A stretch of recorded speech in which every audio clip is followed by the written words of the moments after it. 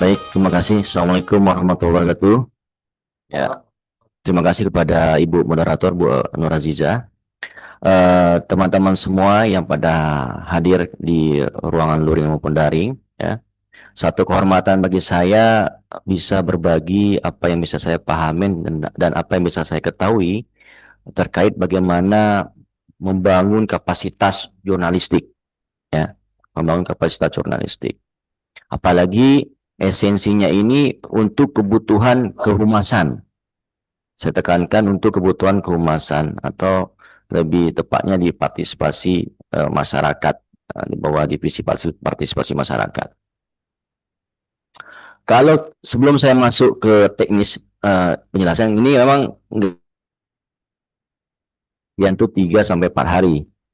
Makanya insya Allah saya akan padanin pemberian materi sehingga bapak-bapak yang hadir atau bapak ibu yang hadir hari ini itu bisa mampu mengartikulasikan pada saat nanti selesai kegiatan ini.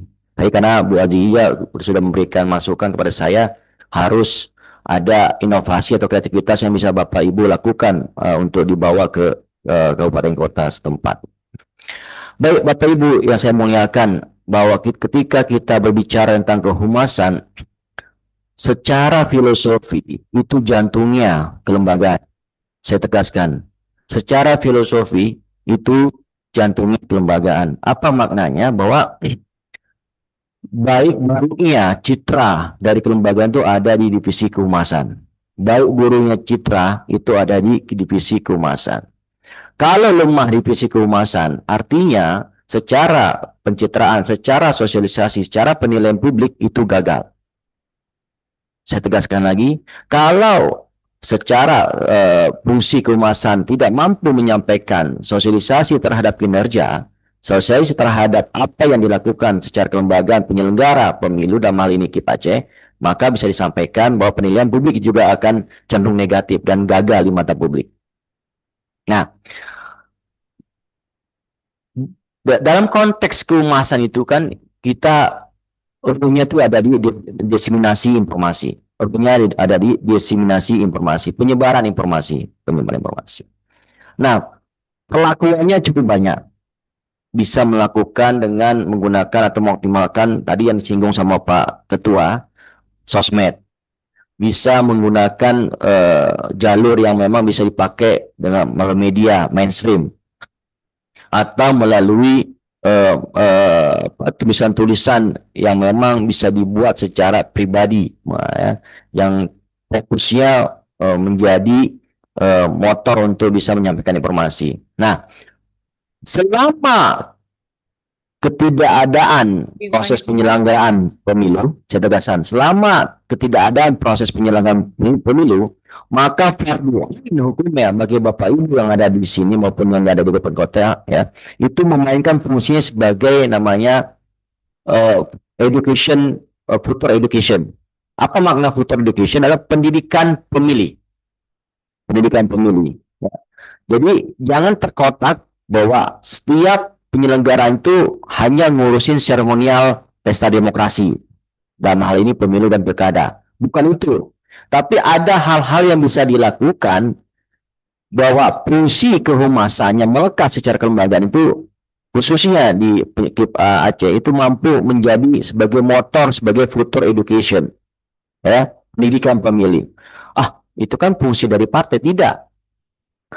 Fungsi secara tanggung jawab bagi kelembagaan KIP Aceh itu ada untuk memberikan pencerdasan, pemahaman bagi pemilih pemula, bagi masyarakat ataupun pihak-pihak yang memang butuh informasi terkait dengan dunia kepemiluan. Nah, selain itu, selain terkait bahwa ada peran dari diseminasi informasi, ada yang juga hal yang penting bahwa menjadi center kepemiluan, ya, center kepemiluan, ya, pusat kepemiluan. Tadi saya juga tanyakan kepada Pak Waka dalam bisik-bisik tetangga, kenapa informasi kepemiluan sebagai center pemilihan itu di bawah itu sudah tidak ada lagi, ya. Barusan saya tanya, ternyata itu ada update lagi, nanti akan dibuat lagi. Oh, alhamdulillah, betul. Karena ketika saya datang itu juga kembali bagi saya yang memang hobinya itu bicara tentang kepemiluan, yang memang keilmuan S3 saya juga kepemiluan politik ya. Ketika datang ke sini tuh kayak membuka jendela pengetahuan tentang bagaimana dunia pemilu yang sudah berjalan, yang sudah terjadi di Aceh. Bagi ketika saya masuk, kok nggak ada lagi nih informasi-informasi terkait kepemiluan. Rupanya sedang diupdate. Oh ya, itu suatu hal yang memang menurut saya penting dilakukan. Nah, kenapa pusat kepemiluan ini menjadi satu barometer yang wajib dilakukan oleh KIP Aceh? Karena emang betul ini, orang itu yang memang tidak tersedia oleh publik, tapi ada di KIP Aceh. Nah, itu harus dilakukan. Maka Bapak Ibu yang ada di sini sebagai yang ada di kabupaten kota, KIP kabupaten kota, itu fardu ain hukumnya melakukan collecting data. Kelemahan kita, data itu carut marut. Ketika minta hilang, gantian rezim hilang, ya, ya siapa ketua. Nah itu yang menjadi problem besar kita. Dalam kehumasan, problem besar adalah setiap pergantian, belajarlah, saya nggak terlepas, like and dislike, belajar bagaimana komunikasi KIP Kota Banda Aceh. KIP Kota Banda Aceh. Ini bagi saya tuh. Kenapa? Cara pengelolaan informasinya hidup, optimalisasi sosmednya hidup, kebutuhan sos untuk informasi tersedia. Tersedia.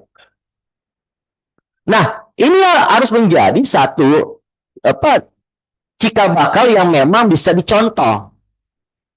Jangan sampai manakala orang butuh informasi datang umpamanya ke KIP Aceh Utara. Ditanya data tentang pilkada yang lalu. So, nggak ada. Ditanya pilkada 2019 yang lalu. So, nggak ada. Yang tersedia 2017. 2024. Artinya, ada sejarah yang sudah secara sengaja, secara jelas itu dilakukan oleh penyelenggara. Dalam hal ini, KIP. Ini fatal bagi saya. Selaku orang yang memang bergerak dalam dunia kepemiluan sebagai akademisi. Nah, sebagai seorang ketua asosiasi media center juga penting bagi saya. Kenapa? Media proses informasi itu. Kita juga dalam artian di ruang ini juga nggak paham banget informasi yang tersedia pada masa lalu. Mau diakui nggak diakui, kita juga kadang-kadang gagal paham atau setengah-setengah memahami informasi tentang kepemiluan. Karena secara pengetahuan dinamika kehumasan dan informasi yang menyajikan data ya untuk kepemiluan itu terus ya, update. Nah kalau kita nggak update informasi dan kita nggak belajar pengalaman yang lalu umpamanya, ini kan sama juga kita belajar dalam tanda kutip ketidakjelasan sejarah yang sudah terjadi. Lantas kita memproduksi sejarah itu menjadi satu hal yang benar, padahal salah. Ini fatal juga.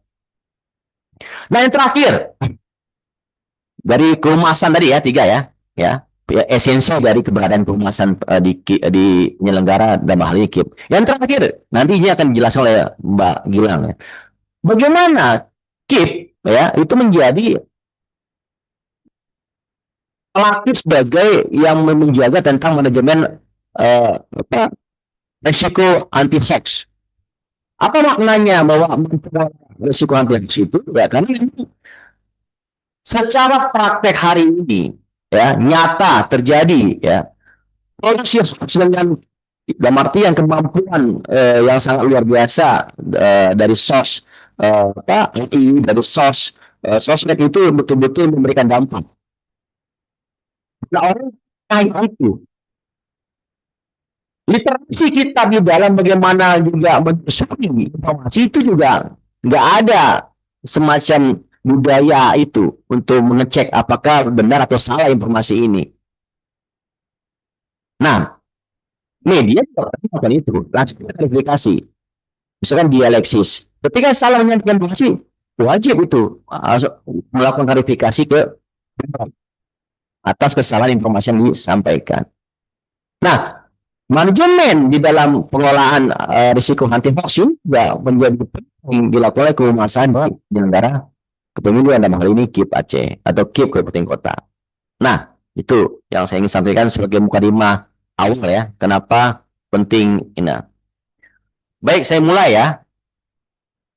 Nanti Bapak Ibu bisa dapat apa yang saya buat, karena saya buat pun serius dengan bagus ya hasilnya ya, sehingga membuat Bapak Ibu juga mencerna dan mudah memahami. Nah, ada 5 hal yang akan saya berikan ya di dalam pelatihan singkat inilah ya, dan nggak akan banyak waktu karena nanti akan ada sesi Bu Gilang yang akan nanti menjelaskan dalam apa, tema yang berbeda. Nah, kalau bicara penulisan berita ya, sederhana saja kalau saya mau menyampaikan di dalam ruang dan forum resmi seperti ini, bahwa cukup 5W1H ya, 5W1H. Nah, kenapa urgensinya jurnalistik itu penting ya sebelum masuk ke 5W1H ya, karena ini menjadi corong utama menyampaikan, mensosialisasikan ya apa yang Bapak Ibu kerjakan, apa yang Bapak Ibu lakukan ya. Bahkan ini menjadi cara untuk menghalau, mengantisipasi ya, seperti apa arus derasnya informasi yang tidak jelas atau hoax yang beredar dalam penyelenggaraan pemilu ya. Karena arus derasnya informasi yang beredar itu menjadi menjadi satu hal yang harus dilakukan antisipasinya melalui penguasaan dan keahlian dalam jurnalistik ya. Nah, ini akan saya bahas ya, nggak akan lama ya, karena waktu juga mepet ya, tapi saya baca ya. Nah, Bapak Ibu masuk ke halaman kedua, tolong. Nah, ini kita bicara tentang partisipasi pemilih. Dan ini menjadi catatan positif di pemerintah pusat ataupun di KPU pusat, di mana ada kenaikan dari partisipasi 2019 ke 2024 ya, sebesar 5% ya, kalau kita lihat ya, dari 81 menuju 87. Artinya partisipasi yang terjadi pada saat penyelenggaraan itu naik. Ini banyak hal kenapa bisa muncul partisipasi yang signifikan kenaikannya. Bisa karena memang keikatan emosional dari pemilih dengan politik, dalam hal ini partai politik. Bisa karena adanya upaya yang masif dilakukan oleh pemerintah. Bisa juga karena ada peran yang nyata dilakukan oleh penyelenggara, dalam hal ini KIP dan Bawaslu, dalam memberikan sosialisasi dan juga pencerdasan informasi kepemiluan kepada masyarakat Aceh. Atau memang ada kesadaran diri dari masyarakat itu sendiri untuk bisa mencari informasi yang terkait tentang kepemiluan. Jadi ruangnya banyak. Jadi kepercayaan itu juga tumbuh karena mereka mendapatkan asupan informasi yang jelas tentang kepemiluan.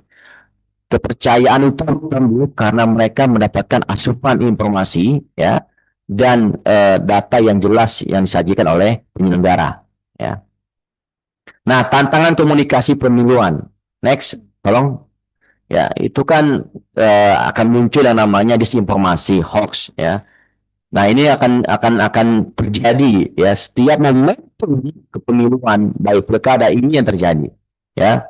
Bagaimana produksi informasi hoax itu sangat signifikan. Nah, saya nanti nggak tahu berapa datanya, nanti Mbak Gilang akan menyampaikan ya seperti apa perlakuan yang terjadi pada saat momentum kepemiluan. Karena saya menjadi bagian juga yang ikut sertakan oleh Mbak Gilang melalui kelompok pemiluan pada saat itu.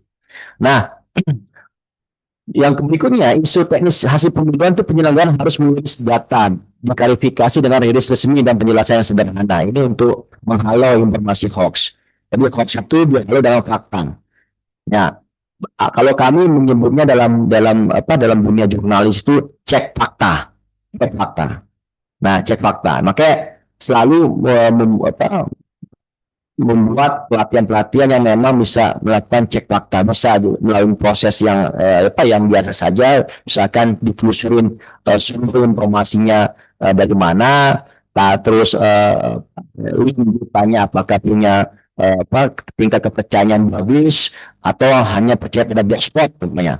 Kita nggak bisa percaya kan hanya sebatas informasi yang link berita yang tidak dapat dipercaya seperti blogspot tadi yang saya jelaskan, atau umpamanya tidak ada yang namanya cover site yang bisa dipercaya sehingga kecenderungan informasi yang disampaikan tidak memenuhi unsur itu dan tidak dapat dipercaya. Nah, berikut. Nah, ini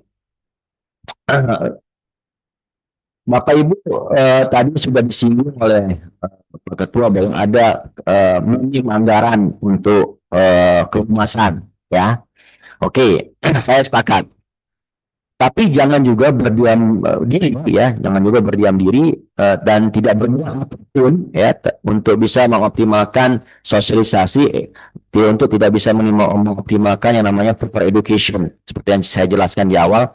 Nah, keberadaan sosial media ini menjadi corong utama Bapak Ibu yang ada di KIP Kabupaten Kota, ya, maupun KIP Aceh untuk memaksimalkan, ya, sosialisasi terkait tentang kepenularan, ya. Caranya bagaimana tadi? 5W1H. Nah, 5W1H itu kapan di mana, ya, kapan di mana, siapa, bagaimana, nanti saya jelaskan. Tapi itu saya menjelaskan di awal dulu. Nah, menjelaskan informasi melalui platform sosial media itu juga bukan hanya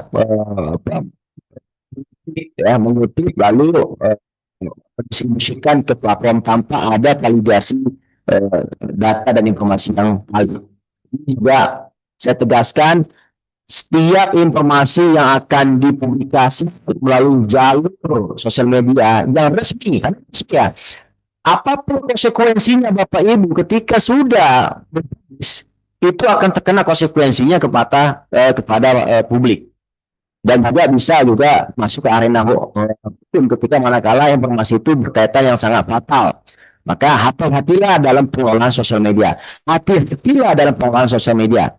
Kalau tidak, ini akan menjadi bumerang, ya. Ketika Bapak Ibu tidak cakap, tidak cerdas, ya, dalam penggunaan sosial media untuk sebagai cara melakukan sosialisasi terhadap fungsi dan peran kehumasan di kelembagaan KIP ataupun KIP Kabupaten Kota yang ada di seluruh Aceh. Berikut, ini saya membuat ada alur kerja divisi Parmas, ya. Di situ ada masuk yang namanya tahapan pemilu awal, ya, susunan berita, ya, siaran pers, ya.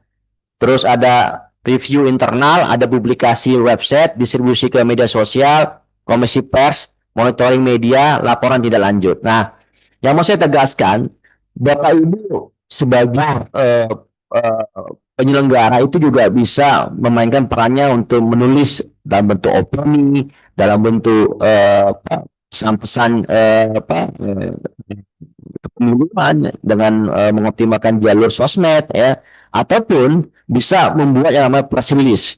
Nah, press release ini juga cara untuk bagi divisi kehumasan atau divisi Parmas itu untuk bisa memberikan informasi kepada publik seperti apa cara kerja, seperti apa kegiatan yang dilakukan, seperti apa informasi yang disajikan oleh kelembagaan penyelenggara untuk disampaikan kepada publik, ya, termasuk antisipasi apa yang akan dilakukan manakala terjadi informasi hoax yang marak terjadi setiap momentum pilkada ataupun pemilu.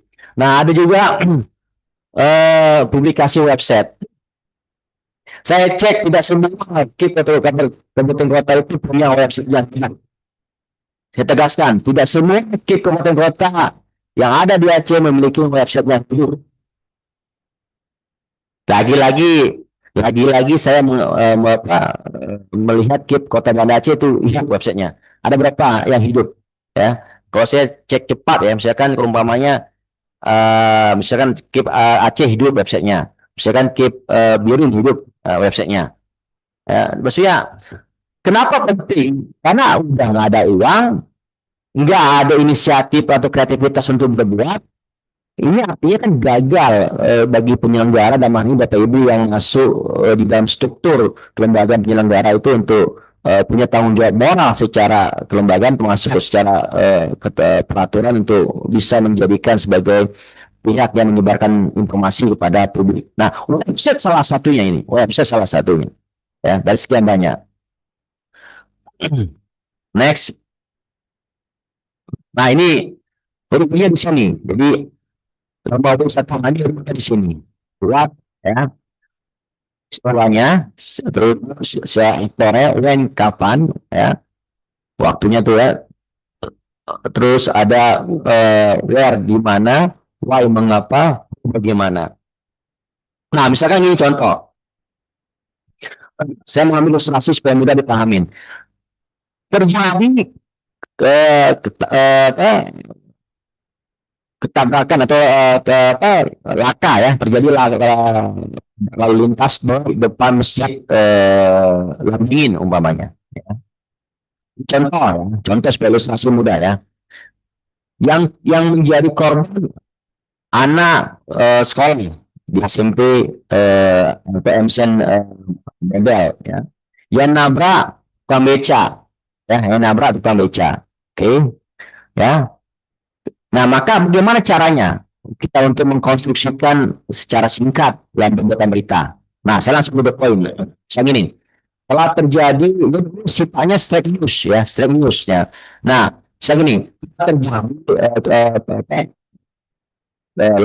kayak di depan masjid Lambingin seorang anak berinisial H ya, berusia 17 tahun ya, tertabrak dengan sedan ya bernomor plat ini ya dengan platformnya bernama Kaijo umpamanya ya, ya kejadian pada pukul 13 siang ya, ya saat kejadian korban sedang jalan tiba-tiba mobil dengan plat itu menabrak tanpa diketahui penyebabnya. Nah, untuk memastikan itu ya diagnosis masyarakat setempat yang mengetahui kejadian. Nah, menurut informasi masyarakat namanya Imam menyatakan bahwa mobil itu mengalami ketidakseimbangan di dalam cara menyeberang sehingga terjadi tabrakan kepada korban anak sekolah. Dan di sisi lain juga terjadi informasi yang semakin miris manakala setempat menyatakan bahwa yang bersangkutan dalam hal ini pelaku ya sengaja bermain handphone pada saat terlihat oleh masyarakat setempat pada saat kejadian ya. Nah ini pola itu cara cepat ya, sifatnya straight news ya, sifatnya straight news ya. Jadi kalau ini dilakukan kali misalkan begini acara ini dalam peningkatan inisiator KIP Aceh sangat peduli untuk peningkatan kapasitas divisi kehumasan ya dengan membuat kegiatan pelatihan jurnalistik yang diselenggarakan pada hari hari Senin ya tanggal 15 Juni ya yang dibidangi pada divisi Kamis oleh ketuanya Bapak Hendra ya ketuanya Hendra ya. Nah kegiatan ini berlangsung selama kurun waktu umpamanya ya satu hari penuh yang melibatkan narasumber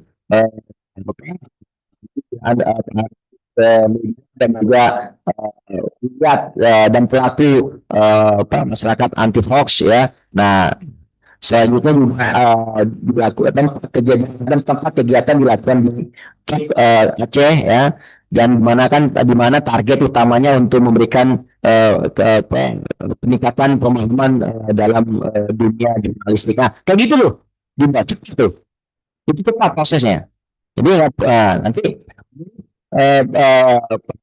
bukan dari seorang ketua Aceh Agus Niaha menyampaikan bahwa penting peningkatan kapasitas pelatihan jurnalistik sebagai bagian untuk berikan yang terbaik dalam layanan penyebaran informasi kepada publik umumnya. Nah, kayak gitu harus cepat informasinya. Jadi satu hal ini menjadi rumus baku bagi siapapun ya yang ingin membuat satu produk berita ya.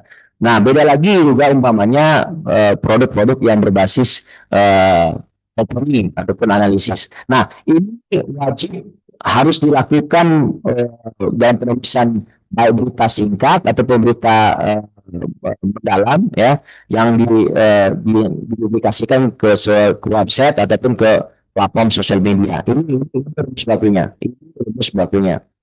Next. Nah,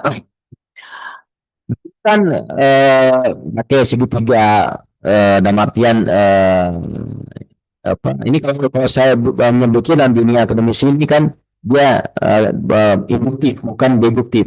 Ini induktif. Ya, makna induktif artinya langsung ke tembak ke sasaran. Jadi langsung ke khususnya, bukan ke umum. Kalau deduktif umum, khusus ini khusus baru ke umum. Nah, artinya bahwa setiap berita itu kadang-kadang juga harus the point, langsung masuk ke strength dan penyampaian informasinya. Misalkan ketika Bapak Ibu ingin menyajikan produk berita, ya, di mana produk beritanya ingin langsung the point, ya, Bapak Ibu bisa langsung telah terjadi penangkapan seorang anak sekolah dengan membawa senjata tajam, ya sekitaran model terjadi ini karena akibat pertarungan sesama siswa setempat di mana mengakibatkan luka kedua belah pihak. Nah, jadi langsung ya kejadian ini terjadi pada sore hari ya, yang dimana pada saat kejadian suasana sekolah sangat mencekamkan ya, jadi langsung orang luar biasa dia untuk membayangkan oh rupanya beritanya. Nah, kenapa itu menjadi penting jauh? Karena publik karena nggak mau betul itu juga. Kebutuhan publik dalam menyerap informasi, saya tegaskan, kebutuhan publik dalam menyerap informasi, dia nggak mau bertele-tele, dia cepat, cepat. Dia tahu informasinya seperti apa. Jadi nggak perlu terlalu banyak, dia tidak suka dia. Ini yang saya alami ketika membuat produk berita. Next. Nah, ini di dalam bicara kode etik jurnalis, maka kabar biasa itu menjadi penting. Makna apa kabar biasa itu? Artinya bahwa produk berita itu harus seimbang, harus seimbang, harus ada bertanya ke semua pihak untuk mendapatkan keseimbangan informasi yang tidak bias, tapi memberikan gambaran kejelasan informasi yang disajikan pada saat dipublikasi nantinya. Misalkan ketika media analisis mengangkat isu tentang salah satu pimpinan partai ya, salah satu pimpinan partai tersangka ya,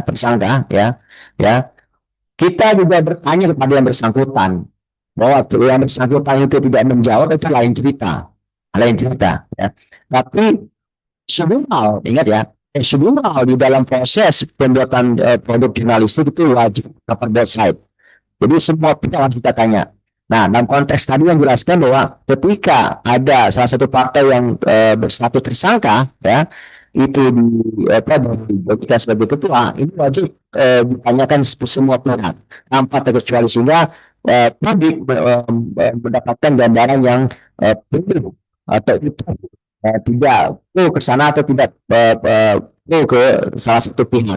Nah, ini penting untuk dipahami. Jadi kode etik jurnalis itu bagaimana seorang itu harus wajib untuk memberikan kesamaan di dalam atau hak ya, hak penyampaian klarifikasi, hak penyampaian informasi, hak merespons satu hal itu harus seimbang.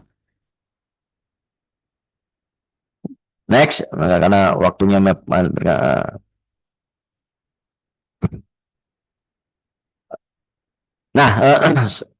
singkat ini masih banyak lagi. Saya ingin coba menyampaikan sebagai beberapa penutup saja ya sebelum nanti menyampaikan hal yang lain. Jadi Bapak Ibu, bagi saya ingin menyampaikan di dalam forum seperti ini, langkah yang paling penting berbuat, Pak. Ya, Bapak Ibu harus berbuat ya. Jangan berdiam diri. Ya, jangan berdiam diri. Karena dengan Bapak Ibu berdiam diri, maka fungsi dan peran kehumasan di kelembagaan penyelenggara itu tidak hidup, tidak berjalan.